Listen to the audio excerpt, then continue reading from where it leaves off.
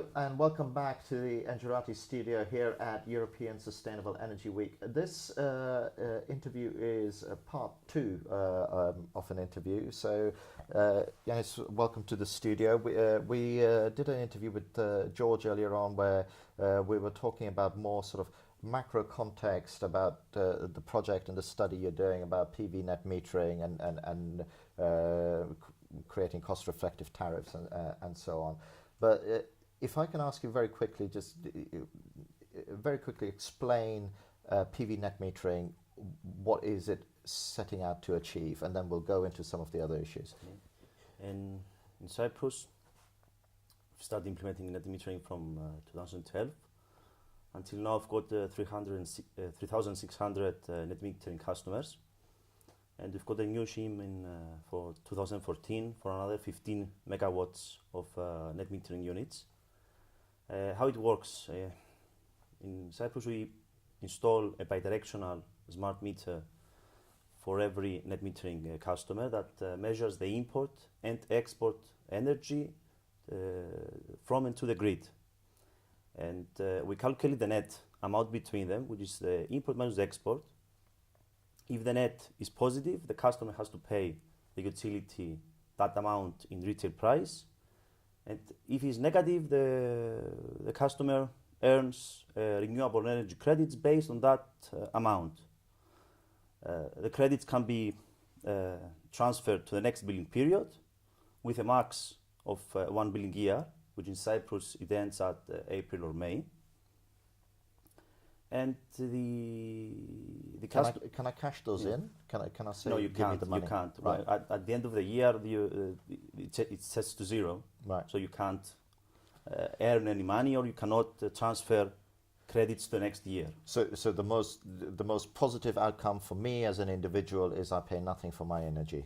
That's my even the most if your positive. net is zero, or even if you transfer some credits to the next billing period, you have to pay some fixed charges for the transmission and distribution network, which are almost 27 euros per 3 kilowatts peak system per billing period. Right. Okay. So it's quite low. Yes, it is. It is. Compared with the electricity prices in Cyprus, it's very low. Yeah. And in terms of your project, what you're doing, where are you with the project? I mean, just a little bit,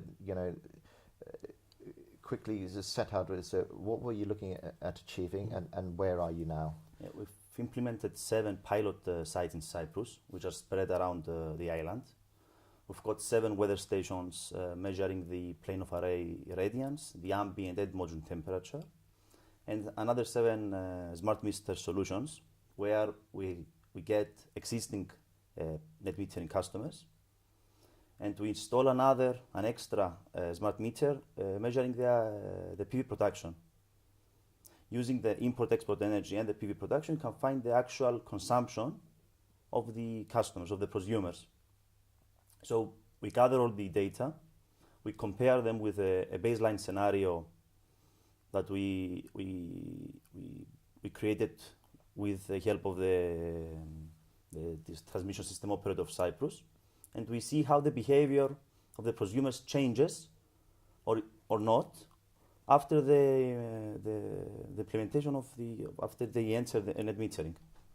Right. So what you're trying to look at is saying, okay, well, we've got all these net metering customers already. Let us understand what effect going on to a net metering type tariff. What is the impact to what's the impact to them? Are they changing their behavior? If they self-consume, and what percentage of their production they self-consume it, and what percentage goes back to the grid, and what is the amount of energy they import from the grid. And is that also then, for going forward, looking at potentially creating some sort of demand response initiatives where, you can either find out two things. One, you can say, look, on a macro level, just by having net metering, the behavior is changing the way we want it to change. or you can find out that actually it isn't, and we need to put in a demand-side program. And under this project, we are going to create a net metering optimization tool that you are going to import all the data we gather to this tool, and eventually it's going to optimize the policy for Cyprus and eventually for all the participating countries. So we are looking forward to optimize the net metering policy so based on the needs of every country. Right. So this is geared towards finding out the optimal net metering policy. It's not geared towards then saying, right, okay, how can we expose this type of data to the consumer and change their behavior? Yes, we have that also in mind, installing in-house displays for the customers to have live data and live information about their consumption, production, and the net amount. Is that the next phase, or yes? We are in the process of installing the in-house displays. Okay, so let me take you down to where you are right now. Tell me, what are some of the highlights of your findings? Because whenever you start something like this, you have an expectation of what you're going to find. That's either validated or you go, I wasn't expecting to find that. Can you just bring some of those to life for us? Until now, we've got 3 months of data from March till early June, and we compared this data, our data, the profiles we created, with the baseline scenario, and we found out that there is a high correlation between the two, meaning that the customers tend to follow their previous behavior, but we also see that the consumption of the prosumers is almost 30% higher than of the baseline scenario. And so the consumption has increased? Yes, 30%. Well, we believe that our sample is not absolutely representative of a typical consumer in Cyprus, because these net metering customers, they are the first to implement net metering in Cyprus. Therefore, we believe that they had higher energy needs compared to a typical customer. Because they were of a certain socio-demographic profile or something like that. And they had the absolute need of installing a net metering the scheme as soon as it came up. Right, because they could afford to put in the PVs and things like that. So you think the sample is skewed? In a matter of way, yes. Yeah. But I say that the trend line, the consumption, it has a high correlation. So it's similar. The behavior is similar with the typical consumer. Well, it kind of makes sense. Yes. You could make the argument as you've got a high net worth individuals who can afford to put in the PVs. The reason why they're doing it is because their bill's too high, so their consumption is going to be a disparity. So are you then looking at putting in a control group where you proactively go, look, we want this type of people, we'll put in the PVs for you just so that we can get a control group? No, we we have the customers, so we want. You just need to find the nice thing. Okay, so you found all of that, and what are some of the technical challenges? Because it sounds somewhat logical to me to do sort of PV net metering, or it doesn't have to be PV net metering in general. Some bright spark will probably come up with a way to use wind to generate it locally at some point. Where do you think the barriers are in terms of the technical challenges of putting this sort of system in? You mean about from the project view? Yeah.